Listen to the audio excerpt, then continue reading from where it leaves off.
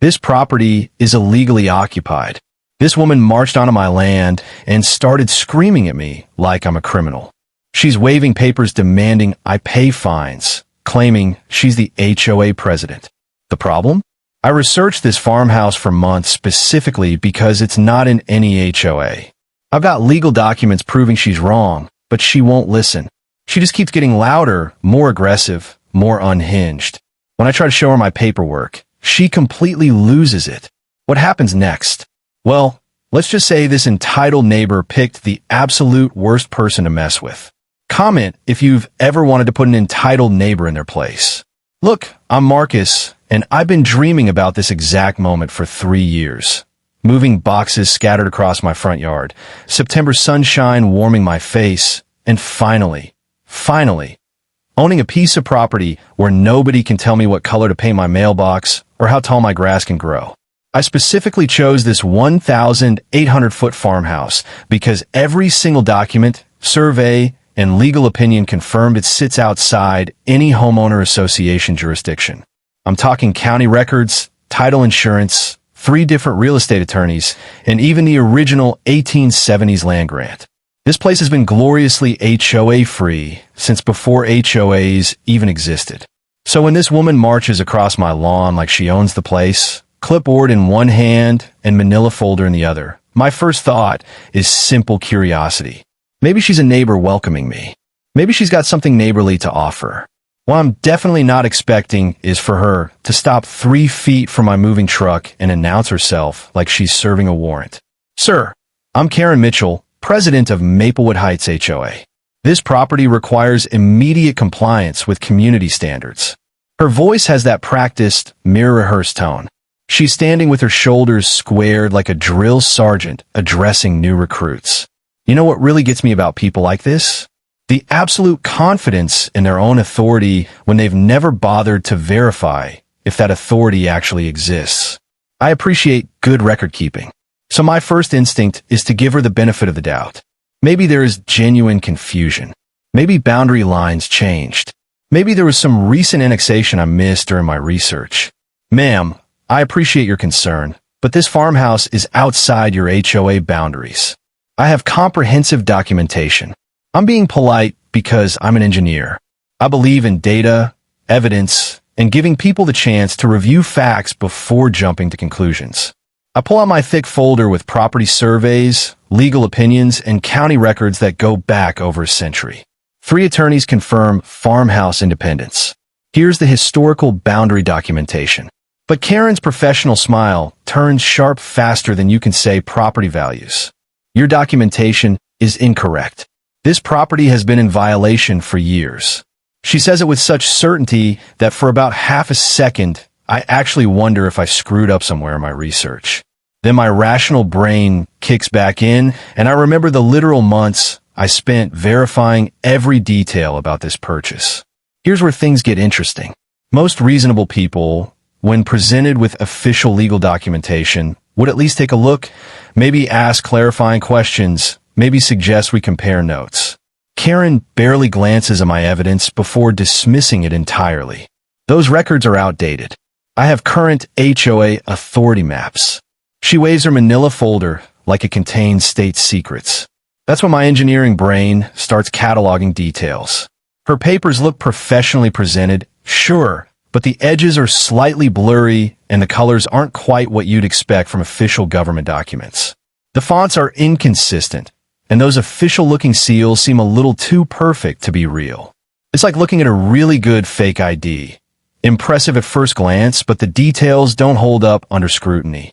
My wife Judy emerges from the farmhouse at this point, probably wondering why her husband is having an intense legal discussion with a stranger in our front yard. Karen immediately shifts tactics, pivoting to social pressure like a seasoned politician working a crowd. Ma'am, I'm sure you want to fit in with community standards. Non-compliance affects everyone's property values. There's something about the way she delivers this line like she's done the speech before. Hand gestures and all. Judy's a high school teacher, which means she's got a built-in radar for people trying to manipulate her with authority they don't actually possess. She examines Karen's papers with the same skeptical expression she uses when students hand in obviously plagiarized homework. These look like copies. Where are the original documents? And that's when Karen's professional mask completely falls off. Her voice jumps 3 octaves higher as she snaps back. Illegal questioning of HOA authority. Residents don't interrogate board decisions. I'm standing there thinking, seriously?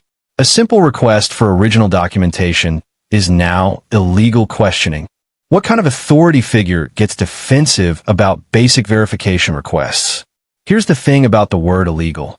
It has a very specific meaning. It refers to actions that violate actual laws, not someone asking to see paperwork. But Karen tosses it around like confetti, as if the term itself will shut us down. I decide to propose a simple test, the kind of reality check that should settle this in about 5 minutes. Let's call the county planning office together. They'll confirm property boundaries immediately. If Karen's right, county records will back her up. If I'm right, we can clear this up and move on. But instead of welcoming the chance to prove her point, Karen goes into full panic mode. County records are irrelevant. HOA authority supersedes all other documentation. Wait, what? Does HOA authority supersede county records? That's like saying the neighborhood book club has more legal power than the city council. I'm watching her double down on claims that make no sense, and I'm starting to realize logic isn't going to win this argument. Karen has constructed an alternate reality where homeowner associations operate above local government, where asking for documentation is a criminal offense, and where her manila folder carries more legal weight than official county surveys. As she gathers her papers with the dramatic flourish of someone who thinks she's just delivered a devastating legal blow, she announces an ultimatum like she's handing down a court sentence. You have 24 hours to submit compliance paperwork or face formal enforcement. She storms away, muttering illegal, illegal, under her breath like it's a protective incantation. But here's where the universe decides to give me an early Christmas present. In her dramatic exit, she drops a piece of paper from her folder. I pick it up expecting an HOA form or regulation sheet. Instead, it's a receipt from Print Palace Document Services, 20 copies, HOA boundary update, $87.50. The timestamp shows yesterday. But as I examine the receipt closer, I sense something troubling beyond this one incident. The wording is vague, suggesting patterns beyond my own farmhouse. I realize this might only be the beginning, and Karen could be involved in something larger than a simple neighbor dispute. Drop a comment if you've ever dealt with someone who thought they had authority they didn't possess, because Karen is about to learn why you should never lie to an engineer. Okay, here's where it gets interesting. You know how some people say trust, but verify? I'm more of a verify, then verify again kind of guy. That receipt keeps replaying in my head all night, and I can't shake the feeling Karen's intrusion hides something deeper than a misunderstanding. So first thing in the morning, while Judy's making coffee and pretending she's not worried about her new neighborhood drama, I do what any rational engineer would do. I start gathering data. If there's one thing 20 years of engineering has taught me, it's that when something doesn't add up on the surface, there's usually a lot more going wrong underneath. My first call is to Maplewood Heights HOA directly. If Karen Mitchell is really their president, this should be the easiest verification in the world. The office manager who answers sounds genuinely helpful, the kind of person who actually knows what they're talking about and takes pride in accurate records. I need to verify board member information for Karen Mitchell. I tell her, fully expecting to get Karen's contact details and maybe an explanation for yesterday's confusion. Instead, there's a long pause, followed by the most deflating response imaginable. Sir, we don't have anyone named Karen Mitchell on our board, current or past. Our president is David Chun, and our board roster is public on our website. She even offers to email me the official member list, which arrives in my inbox 2 minutes later with David Chun listed as president since 2021. The feeling that hits me isn't satisfaction at being right. It's a cold realization that Karen has been lying about basic, easily verifiable facts. Claiming to be HOA president when the actual HOA has never heard of you. That's not a boundary dispute. That's fraud. But what really fires up my investigative instincts is thinking, if she's lying about being president, what else is she lying about? How deep does this deception go? How many people has she already fooled? So I do what any self-respecting engineer with internet access would do. I dig into Karen Mitchell's digital footprint like I'm conducting a background check for a security clearance. Her social media presence tells a story that makes my stomach turn. LinkedIn shows a former assistant office manager at Hartley Insurance, with employment ending 8 months ago. 8 months unemployed. No wonder she might be desperate enough to invent fake authority positions. Her posts about neighborhood standards and property values started appearing about 6 months ago, right when someone in her situation might start getting desperate for income. Before that, it was vacation photos, family updates, and work complaints.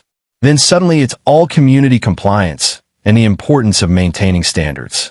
I dive deeper into her complaint history and find something chilling. 47 complaints filed in the past 6 months across multiple neighborhood platforms. 47. That's almost 2 per week. Garden decorations, mailbox colors, fence heights, lawn maintenance, holiday displays. Basically anything she could photograph and claim violated some made-up standard. The complaints are professionally written, cite fake regulation numbers, and include photo evidence with timestamps. It's amateur hour, but dangerously consistent. The real smoking gun appears when I check financial platforms. Multiple payments to Karen from neighbors, labeled HOA fines, ranging from $50 to $75. Mailbox fine, garden violation payment, fence height correction fee. People paying to avoid conflict. People who probably couldn't afford to lose the money. She's been collecting these payments weekly, sometimes multiple times per week. That adds up to serious money, potentially thousands of dollars. That's when my neighbor Bob Wilson approaches during his evening walk. I can tell from his expression he's been waiting for someone like me to move in. "You met our neighborhood scammer?" he asks, a mix of relief and frustration. Bob's in his 60s, retired military.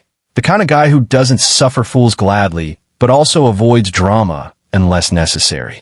His response confirms my worst suspicions. Half the street figured it out months ago. She targets new residents who don't know the area's history. Bob made me pay $60 for a mailbox violation before he caught on to her game. He shows me the neighborhood group chat on his phone. Reading through the messages is like watching a crime unfold in slow motion. Karen got Mrs. Peterson for $40, garden gnome fine. She's making money off these fake violations. People need to stop her, but who wants the drama? My elderly mother paid her $80 for a holiday decoration violation before I found out Karen isn't even in the real HOA. She threatened legal action against the Johnsons until they paid for their fence height. The pattern becomes crystal clear. Karen has been systematically targeting neighbors with fake authority claims, collecting money for violations that don't exist from an organization she's not affiliated with. This isn't just busybody behavior. This is organized fraud with a clear profit motive. The group chat reveals something darker. Karen's tactics have escalated over time. Early messages show small fines for minor issues, but recent entries describe threats of legal action, property liens, and forced compliance measures. She's not just stealing money. She's terrorizing people into submission. One message from last month reads, Karen told the elderly couple on Oak Street they'd face foreclosure if they didn't pay their accumulated violations. They're on fixed incomes and scraped together $300 to avoid losing their house. $300 from senior citizens on fixed incomes for fake violations imposed by a fake authority figure. The next morning, I drive to Print Palace with that receipt, hoping to get more details about Karen's document creation operation. The clerk behind the counter recognizes the order immediately, which tells me how often Karen has been coming in. "Oh yeah, she's a regular customer," the clerk says. Orders official-looking stuff monthly. Very specific about logos and seals. Brings templates on flash drives. Wants heavy paper, lamination, color matching. The clerk, a college kid proud of his craft, describes Karen's orders in detail. Boundary maps, violation notices, fine schedules, compliance forms, legal threat templates, fake letterhead from multiple fictitious HOA committees. He says she orders about 200 to 300 pieces per month. The neighborhood is growing and enforcement demands, are increasing. 6 months of ordering fake official documents, 6 months of filing neighborhood complaints, 6 months of collecting money from neighbors who thought they were dealing with legitimate authority. I begin to understand Karen's operation. Professional presentation, official sounding language, and just enough knowledge about HOA processes to fool people who don't dig deeper. Most homeowners will pay a small fine rather than research whether the authority is legitimate. It's brilliant in a completely sociopathic way. She's exploiting the human tendency to trust authority and avoid confrontation, turning community cooperation into an ATM. That evening, Karen calls my house. I expect another round of compliance threats, but she escalates to direct money extraction. Final warning. Submit compliance fee of $200 and architectural review forms within 24 hours or face legal enforcement. $200, demanded immediately, in a tone designed to prevent people from thinking too carefully. Her delivery is practiced like she's perfected a script through repetition. But after I hang up and check the caller ID, something doesn't make sense. The number is registered to Hartley Insurance Collections Department. Why would an HOA president call from a number tied to an insurance collections line? The connection to Karen's old job at Hartley Insurance Collections keeps me up all night. Someone who spent years extracting money through intimidation and official-sounding threats suddenly finds herself unemployed. What's the natural next step? Create your own authority position and start collecting fines. It's like she exported her techniques from the insurance world into a neighborhood extortion racket. But if I'm going to expose this operation, I need concrete evidence that goes beyond suspicious phone numbers and print receipts. Evidence that would hold up if this escalates to legal proceedings or law enforcement. So the next morning, I set up what any engineer would call a controlled observation study. A security camera on my property line that captures only public areas, the street, sidewalks, and anything visible from public spaces where Karen has no reasonable expectation of privacy. I'm not trying to spy on her private life, but if she's conducting HOA business in plain sight, that's fair game for documentation. Judy initially thinks I'm going overboard with surveillance. But when I explain we're potentially looking at organized fraud that's victimizing elderly neighbors, she gets on board. She's been unemployed for 8 months, she points out while reviewing Karen's social media timeline. Unemployment benefits ended 3 months ago. This scheme could be her only source of income. Money right now. The surveillance footage from the first night is exactly what I expected, and somehow more disturbing than I imagined. Around 11 p.m., Karen's home office lights up, and through the open window facing the public street, I can clearly see her at a computer and printer setup that looks more professional than most small businesses. She's not hiding the document production. Why would she? From her perspective, she's just doing legitimate HOA work that requires late hours because she's so dedicated to community standards.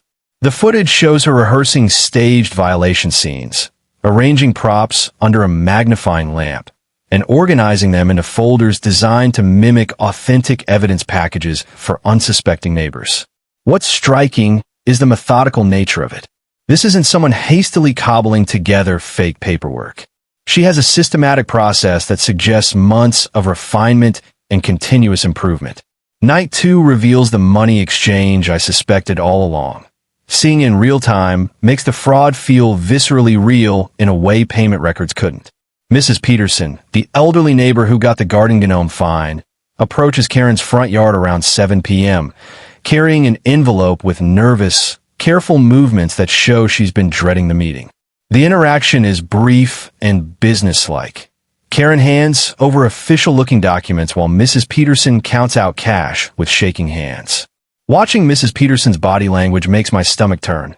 She's nervous, apologetic, constantly nodding and muttering, "Yes, ma'am," and "Thank you," as if she's grateful to be allowed to pay a fake fine. This isn't someone settling a legitimate debt. It's a con artist exploiting an elderly neighbor's trust and respect for official-looking paperwork. The third night exposes Karen's outdoor production line, and I realize I've underestimated the scale of her operation. She set up a laminating station on her patio table. Heavy-duty laminator, industrial paper cutter, a color printer that produces government quality output, even a device that applies official-looking seals with heat and pressure. The level of technical detail is impressive and chilling. Waterproof lamination, heavy stock, color-match seals, even holographic-like features that catch the light. She's clearly invested thousands in equipment to make fake documents look authentic, which implies profitability. Over 2 hours, I watch her laminate and inspect at least 20 documents, sorting them into stacks by apparent violation type and neighborhood. She's not making random flyers. She's running a document production operation with inventory management and quality control. The systematic workflow suggests she's processing violations for multiple neighborhoods simultaneously. This isn't opportunistic harassment. It looks like organized fraud with business planning and operational efficiency. The smoking gun comes on night 4, when I catch her manufacturing evidence with premeditation that elevates fraud into conspiracy. The camera shows her walking to my mailbox, public sidewalk, fully visible, and slipping a violation notice inside. She steps back, takes out her phone, and photographs the notice in place, adjusting angles so the house number and the violation text are clearly readable. She literally creates photographic evidence of her own claims. Then she removes the notice and photographs my property from different angles to document the alleged violations referenced in the notice. She even includes her phone screen in some shots to simulate timestamped proof. She's building multi-layered false evidence designed to look convincing to anyone who doesn't know the notice was fabricated. Armed with that footage, I decide to set a trap to expose the full scope of her fabricated authority, while giving her enough rope to hang herself with more elaborate lies. When she calls that evening with another compliance deadline, I change tactics from confrontational to cooperative. Karen, I've been thinking about our conversation. I'm willing to discuss compliance. Can you provide the complete documentation package, including board meeting minutes that approve my specific violation? The shift in tone clearly disorients her. She's no longer being challenged.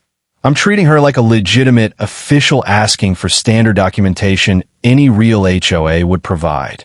Excellent decision, she says, relieved and surprised.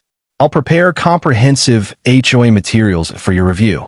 The next morning she arrives like she's delivering a legal briefing, wheeled briefcase, intimidating outfit, the whole performance.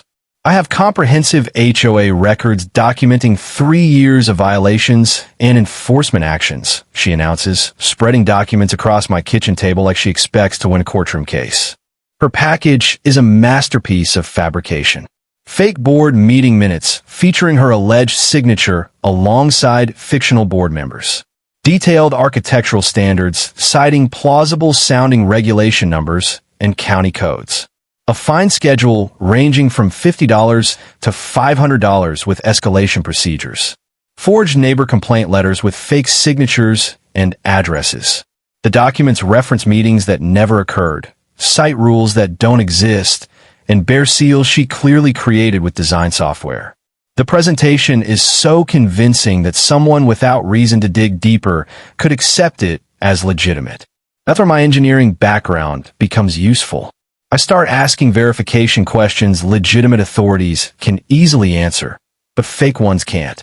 These meeting minutes show votes on my violation. Can you give me contact info for other board members so I can verify the process? Her professional composure dissolves into defensive panic. Board member information is confidential for privacy protection, she snaps, as if I'd requested state secrets rather than basic contact details any real HOA would provide. What about public financial records showing where fines are deposited? I continue. Real organizations keep transparent financials. Her response: internal financial matters. You're illegally demanding confidential information. There it is again, illegal. Whenever reasonable verification corners her, she throws legal words around like a magic spell to shut questions down. The pattern is clear. Fake authority relies on intimidation and official-sounding language because it cannot withstand scrutiny. Real HOA leaders welcome verification. Fake ones get hostile because verification exposes their lies. But as she grows agitated, I also begin to wonder, is this exactly how she wants the scene to unfold? Her responses are too practiced, her outrage too scripted. I reveal my smoking gun with the confidence of someone who has built an airtight case. Karen, I have video footage of you creating these documents and planting fake violations in mailboxes. Her reply is immediate and rehearsed. Illegal surveillance, illegal harassment. I'm calling the police. She storms to her car and dials 911 from the driveway with righteous indignation, as if she truly believes her own narrative. 2 hours pass before I hear sirens, standard response time for non-emergency calls in our area, giving me time to second-guess everything and wonder if I'm about to be cast as the villain. I use that time to organize every piece of evidence: property deeds, surveys, legal opinions, video footage of document creation and evidence planting, and screenshots of payments she's collected from neighbors, all annotated with timestamps. Judy helps compile a timeline that lays out the progression of Karen's fraud. Seeing it all together makes the deception feel even worse. By the time officers Walker and Stone arrive, I've got a comprehensive case file that should make their investigation straightforward. What I'm not prepared for is Karen's performance for law enforcement. She approaches the officers like a corporate whistleblower, briefcase in hand, righteous indignation on her face, and the officers initially take her seriously. That sickening drop in my stomach comes from knowing how persuasive she could have been without my video proof. She tells the officers, "I'm Karen Mitchell, president of Maplewood Heights HOA. He's illegally occupying community property and conducting unauthorized surveillance of legal officials." Her tone is polished, and she hands him a folder of documentation claiming I'm the aggressor. Officer Walker examines both sides neutrally. "Ma'am claims you're illegally occupying HOA property and conducting unauthorized surveillance," he explains. He's seen neighborhood disputes before, and he's trying to make sense of conflicting claims. On one hand, Karen's papers look professionally prepared. On the other, my property documentation is authentic and supported by independent sources. I present my evidence systematically. Property deed with clear boundary descriptions. Survey maps showing the farmhouse's location relative to any community boundaries. Legal opinions from 3 attorneys confirming HOA independence. And a video of Karen staging evidence and planning notices. The video is the turning point. Officer Stone watches footage of her planting fake violations in my mailbox and manufacturing photographic evidence. I can see his expression shift from neutral skepticism to real concern. This shows the complainant manufacturing evidence, he notes while checking timestamps and angles, highlighting premeditation. Officer Walker inspects Karen's folder and points out inconsistencies in formatting, seal quality, and language that suggest amateur forgeries rather than legitimate documents.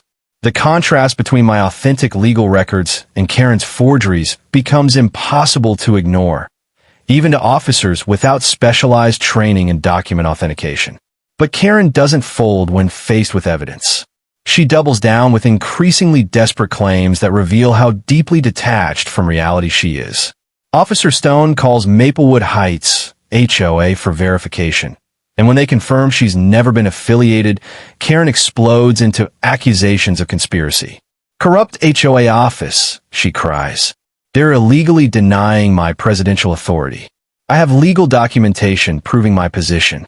She waves papers like constitutional amendments, insisting the official HOA is lying to undermine her. Then she does something so outrageous, I almost can't believe it. She produces a police report she claims to have filed about my illegal surveillance and hands it to the officers. Officer Walker examines it and grows visibly confused. The formatting doesn't match departmental standards, the case number doesn't exist in their system, and the language reads like someone who learned legal jargon from TV. "Ma'am, this report isn't in our system. Did you create this yourself?" he asks, using the calm tone you use when speaking to someone who might be unstable. Her response confirms she's completely detached from reality. Illegal systemic conspiracy against legal authorities. "You should be arresting illegal residents, not harassing legal officials," she declares. Watching Karen's psychological collapse unfold in real time is both disturbing and strangely fascinating. Like observing a complex system failure where each malfunction cascades into the next until the entire structure collapses under its own contradictions. Her accusations come faster now, less tethered to any actual legal concepts, triggered by the smallest challenge to her fabricated authority. Officer Walker tries to de-escalate by calmly explaining the standard verification procedures any real authority would welcome. But Karen twists every attempt at fact-checking into proof of police corruption, convincing herself that the officers are part of some grand conspiracy against her imaginary position. She has built a closed loop of delusion. Any evidence against her simply means everyone else is lying, never that her own claims could be false. Rational conversation becomes impossible. The officers conduct a careful review of the evidence, leaving no room for ambiguity. My property records are authentic, verified by independent sources. Video footage clearly shows her staging and planting fraudulent notices. Neighbors confirm cash payments for bogus fines. Multiple agencies deny her claims of authority outright.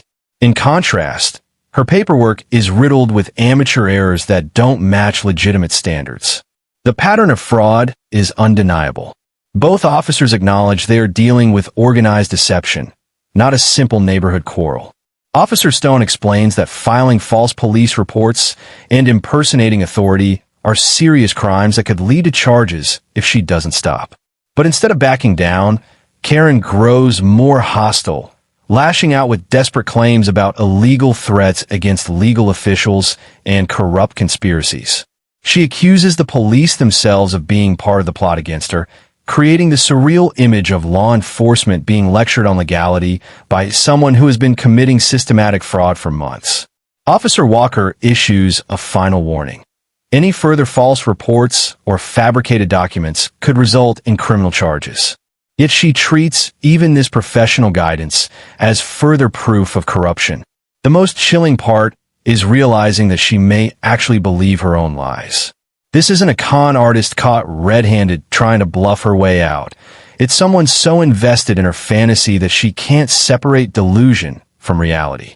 When Officer Stone gently suggests she may benefit from speaking to a counselor, her reaction is as predictable as it is alarming. Illegal mental health conspiracy. Illegal evaluation. Everyone questioning legal authority is part of an illegal conspiracy. To her, anyone who doubts her fabricated authority automatically becomes an enemy agent. As the officers prepare to leave, she makes one last, frantic declaration. Illegal warnings against legal officials. The county prosecutor will investigate your conspiracy.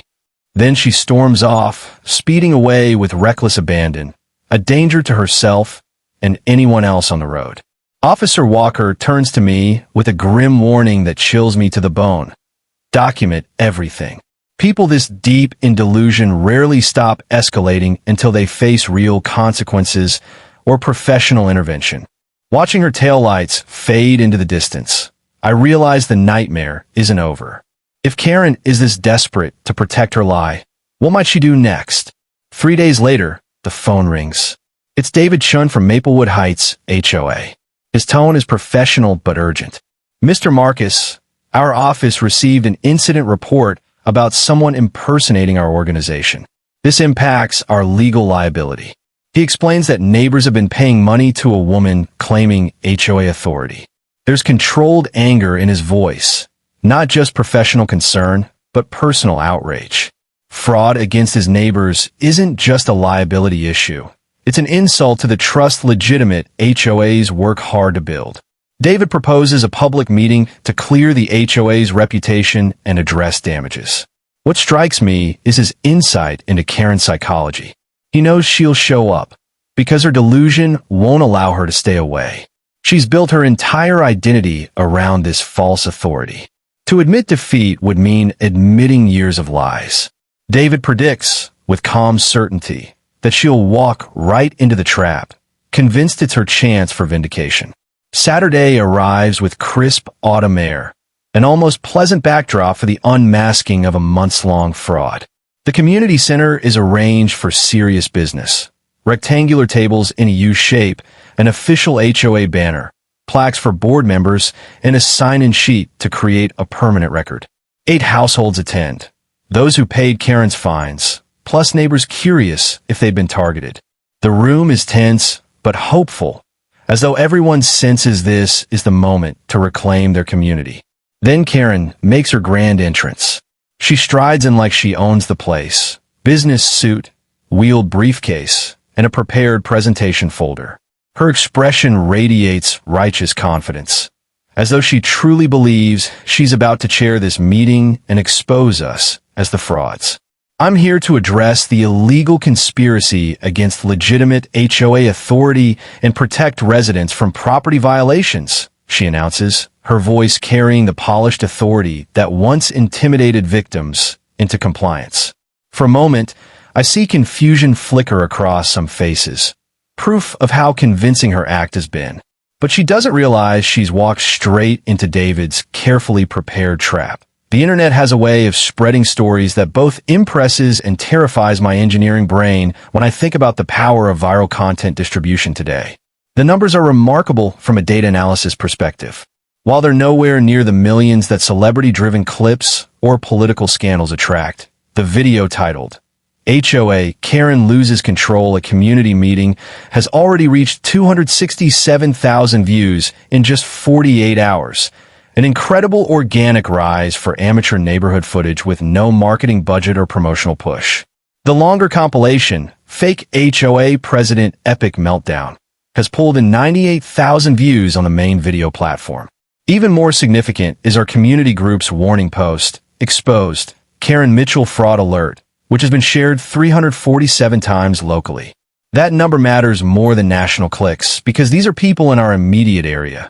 Neighbors who could have been targeted by her scheme or who know others at risk. When Channel 7 picked up the story, everything shifted. Their coverage gave it legitimacy far beyond online entertainment, transforming what seemed like neighborhood drama into public education about fraud prevention and community protection. I never wanted this kind of attention. The reporter waiting in my driveway proved that. Still, I couldn't deny the satisfaction of knowing the wider coverage might stop other communities from falling for scams built on false authority. Your neighbor's viral video exposing a fake HOA president has caught attention across the region. The reporter explains as her cameraman adjusts lighting. Can you comment on suburban fraud and what homeowners should watch for? To my surprise, the questions focus less on drama and more on substance, fraud prevention, verifying authority, and protecting neighborhoods, rather than just replaying Karen's meltdown for clicks. I explain the importance of checking credentials, confirming organizational membership, and demanding proper documentation before paying anyone who claims authority. What gave a video its viral punch was a specific 15-second clip. Karen shouting and pointing wildly, while David Chun calmly presents authentic HOA documents with professional composure. It's the perfect snapshot of fake authority colliding with real authority. Visual, emotional, and instantly understood without needing background knowledge about HOA law. The contrast between her hysteria and his calm professionalism creates a deeply satisfying narrative. Truth versus lies, authority versus imposter. In an age when so many feel disillusioned with leadership, people shared it because it gave them a glimpse of justice playing out in real time. But even as the internet turned her into a regional punchline, Karen refused to concede. That very afternoon, she stormed onto my property carrying yet another briefcase, likely stuffed with freshly forged documents. Illegal viral videos, illegal privacy invasion, illegal destruction of legal authority, she shouted, marching across my lawn as though leading a protest against social media itself. Her confidence was so absolute, so disconnected from reality, that I began recording with my phone. Karen, 267,000 people know you're not HOA president. I told her, hoping sheer numbers might shatter the delusion. Instead, she doubled down. Illegal people, illegal internet. County authorities will stop illegal harassment. Now she was claiming the entire internet was breaking the law by sharing evidence of her fraud. Watching her cling to these delusions while I filmed was surreal. I was documenting fraud while possibly witnessing a live mental health crisis. The ripple effects, meanwhile, were fascinating. Comment sections filled with people comparing experiences of fake authority figures in their own neighborhoods. Stories poured in from across the country, retirement communities, new developments, and loosely governed suburbs, all describing similar scams involving forged documents, fake seals, and intimidation tactics. For the first time, a clear pattern emerged. Karen wasn't alone. Others were exploiting the same vulnerabilities. Elderly residents, confused new homeowners, neighborhoods with weak governance. Victims often stayed silent out of embarrassment, and police tended to dismiss these cases as civil disputes rather than organized fraud. Channel 7's follow-up investigation cracked things wide open. Bank records showed Karen collected $1,200 from 8 Maplewood Heights households, $800 from 6 families in Maple Grove, and $400 from 4 homes in Oak Hill. $2 for 100 stolen across 3 neighborhoods in 6 months. The money wasn't wasted randomly. It funded printers, laminators, official-looking stamps, and even a custom desk plate reading HOA President. She had built an entire office to maintain her fantasy. She researched real HOA bylaws, mimicked enforcement procedures, and carefully targeted demographics most likely to comply without question. New homeowners, the elderly, anyone unlikely to fight back. Her average monthly haul, about $400, wasn't huge, but for someone unemployed and desperate, it was steady, calculated income. She had, in effect, turned trust and fear of authority into a business model. But just when I thought we'd reached the bottom of Karen's scheme, something happened that froze my blood. An unmarked envelope slid under my door in the night. Inside was a single photograph. Karen in a coffee shop with 2 other people, documents spread across the table between them. It wasn't a casual snapshot. The angle and clarity suggested surveillance-grade equipment. On the back, scrawled in block letters, "She's not working alone." 2 weeks later, Detective Rodriguez called. His tone carried the weight of major developments. "We have enough to prosecute," he explained. Given the systematic nature of the fraud and number of victims, the district attorney is moving forward. Karen's charges weren't trivial anymore. $2,400 in theft crossed the felony threshold. Forged documents meant identity fraud. Impersonating government authority added separate offenses with potential federal elements. Even with a plea deal, she now faced restitution, fines, probation, and mandatory fraud prevention education. Yet even with legal counsel at her side, Karen's delusions only deepened. At the prosecutor's office, she marched in with new federal oversight certificates, clearly printed on cheap paper with mismatched fonts. She submitted a so-called Supreme Court ruling that was nothing more than random internet text formatted to look official. Her lawyer begged her to stop, but she accused him of being part of the conspiracy too. The prosecutors remained calm, documenting each absurd submission. But the reality was stark.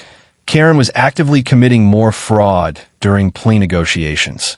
Judge Harrison finally issued the reality check. Felony theft carried up to 3 years in jail plus $2,400 restitution. Document forgery and impersonation added federal charges. Continued outbursts could bring contempt of court. At last, her lawyer convinced her to accept a plea deal. 200 hours of community service at a legitimate HOA office. Fraud prevention classes to address her delusions. 2 years of probation with check-ins. Full restitution to every victim. Her whispered statement, "I legal plea bargain, but legal advice says accept," was the first flicker of recognition that real authority finally outweighed her fantasy. But just when I thought it was over, her lawyer's hush phone call suggested otherwise. The local plea covers these charges, but there may be ties to operations in other states. We're only beginning to see the bigger picture. 6 months later, life had calmed. Karen completed probation, therapy, and restitution. Reports suggested unemployment and divorce had triggered control issues that she tried to mask with fabricated authority. Ironically, she now worked at a real estate office, legitimate authority, but limited to filing and scheduling. The community, meanwhile, had grown stronger.